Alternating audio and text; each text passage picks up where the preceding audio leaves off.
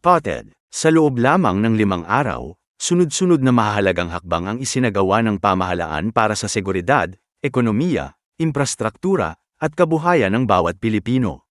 Ano-ano ang pinakamalalaking pangyayari ngayong linggo? Heto ang kumpletong recap ng mga balitang hindi mo dapat napalampas. July 27 hanggang July 31, 2026.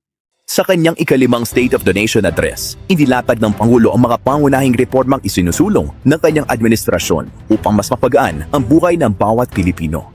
Nanawagan siya sa Kongreso na ipasa ang mga panukala na magpapababa ng income tax ng mga manggagawa, magbibigay ng tax amnesty para sa mga individual at maliliit na negosyo at magpapagaan sa pasanin ng mga Pilipino.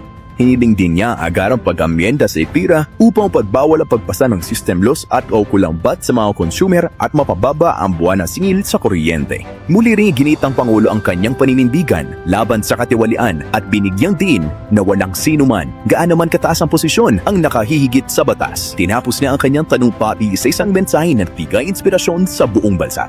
Let me remind our friends and our detractors, Filipinos are a noble, kind, gracious, and great race. We are not greedy, we are not racist, we are not liars.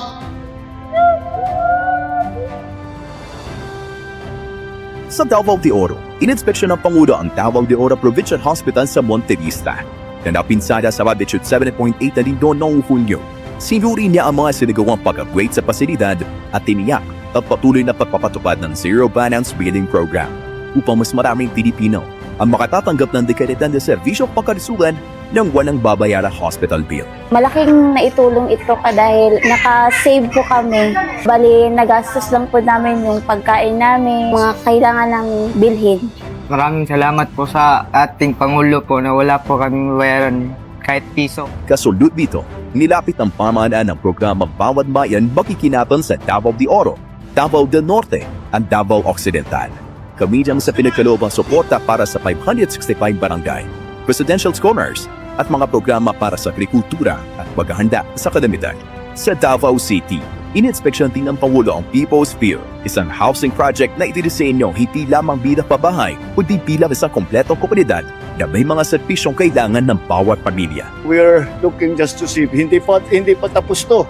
Ang idadagdag pa ilang building pa. Altogether, 42 buildings ito. Ang ginagawa natin ngayon, hindi lang tayo gumagawa ng bahay, gumagawa tayo ng community. Sa pagbunita na ika-25 anibersaryo ng EPIRA, pinasinayaan ng Pangulo ang kauna-unahang Energy Museum sa bansa upang mas mailatid sa publiko ang kaalaman tungkol sa sektor ng enerhiya. Kasabay nito, muli niya iginit ang panawagang ambientahan ang EPIRA. During my last SONA the other day, I asked Congress to amend the APIRA to remove the charging of system loss to consumers, including the corresponding VAT. It's only fair that Filipino families pay for what electricity they use, not for inefficiencies that really are beyond their control. Sa Pangasinan, ininspeksyon ng Pangulo sa Wild Fish Port, pang tiyakin mas mapapabilis ang pagdadala ng huli ng mga mangingisda sa pamilihan at mapalakas ang kabuhayan sa sektor ng pangingisda. Sa Patla, inilapit ng pamahalaan ng bawat bayan makikinabang program, kung saan 511 barangay ang tumanggap ng pondo para sa kanilang mga prioridad na proyekto. Kabilang din sa mga programa